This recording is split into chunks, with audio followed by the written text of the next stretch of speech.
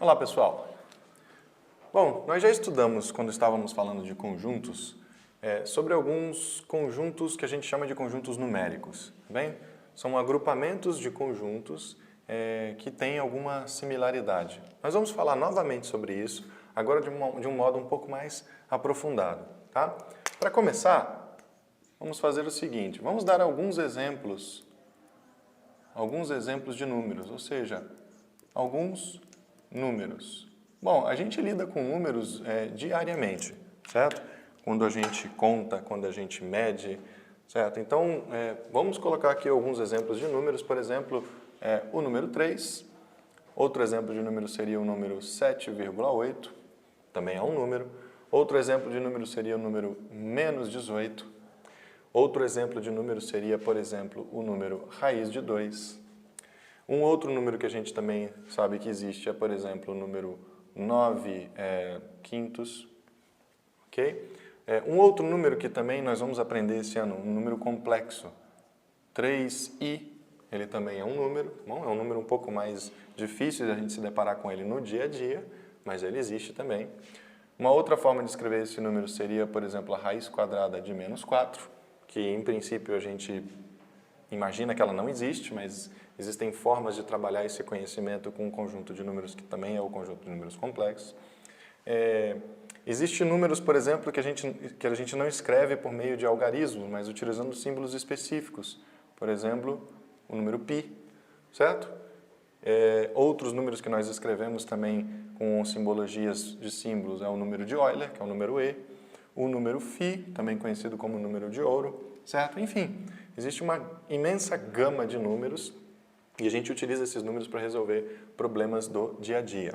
A questão que a gente quer trabalhar aqui nessa aula de hoje é como é que eu organizo esses números de uma forma a conceituá-los e poder entendê-los separadamente, de acordo com algumas categorias, de acordo com alguns conjuntos numéricos específicos. É isso que a gente pretende trabalhar agora. E nós vamos começar falando sobre isso com o conjunto de números que talvez seja o conjunto numérico mais simples de todo. E aquele que possivelmente, historicamente, tenha sido o primeiro a ser trabalhado, inventado, manipulado pelo ser humano. Tá legal? Esse conjunto, ele é conhecido como conjunto dos números naturais.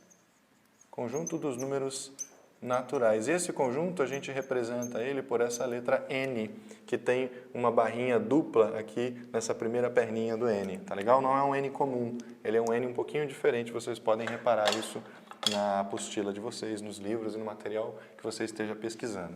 Muito bem, o que significa conjunto dos números naturais? Para que eles são utilizados? Bom, o conjunto dos números naturais ele é usado para diversas coisas bastante comuns que a gente faz todos os dias. Primeiro, contagem.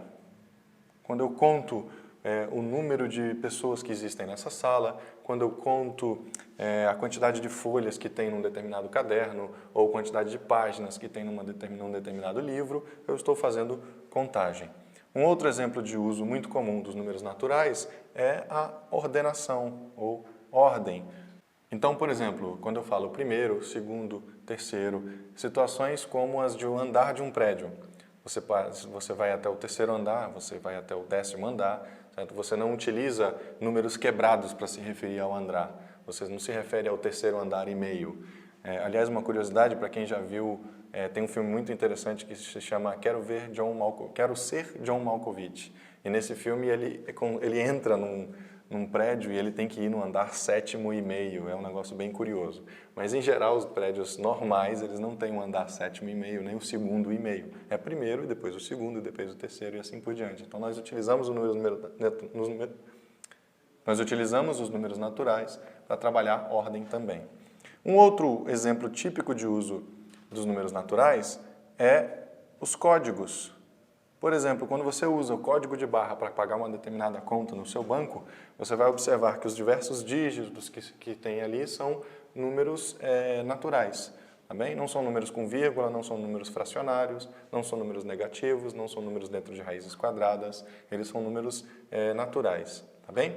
Mas, afinal de contas, quem são os números naturais? Eles são razoavelmente simples de a gente descrever.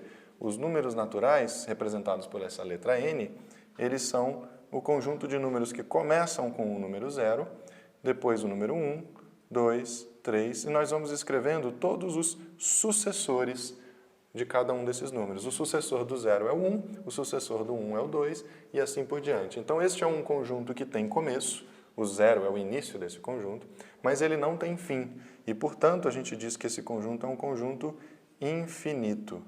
Infinito significando que ele não tem fim.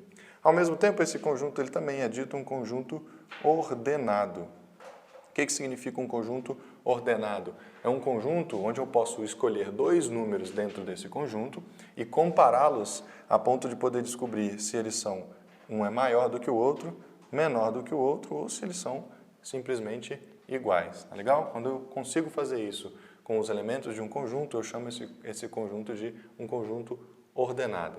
Tá legal?